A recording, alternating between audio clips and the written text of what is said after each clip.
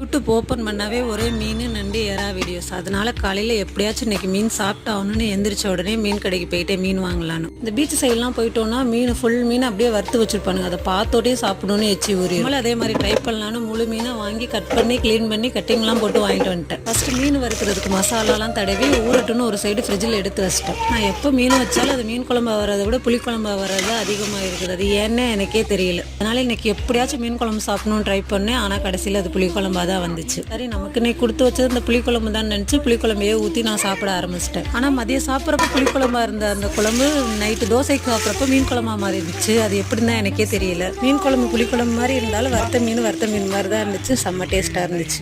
அப்புறம் என்ன, மீன் போட்ட புளிக்குழம்பு ரெசிபி யாருக்காச்சும் வேணும்னா மறக்காமல் கமெண்ட் பண்ணுங்க, ரெசிபி ஷேர் பண்ணுறேன். மீன் குழம்பு புளிக்குழம்பு மாதிரி வந்தனால யாருக்கும் எனக்கு சமைக்க தெரியாதுன்னு நினச்சாதீங்க. நான் வைக்கிற புளிக்குழம்பு மீன் குழம்பு மாதிரி அவ்வளோ டேஸ்ட்டாக இருக்கும். யாருக்கெல்லாம் ரெசிபி வேணுமோ மறக்காமல் கமெண்ட் பண்ணுங்க.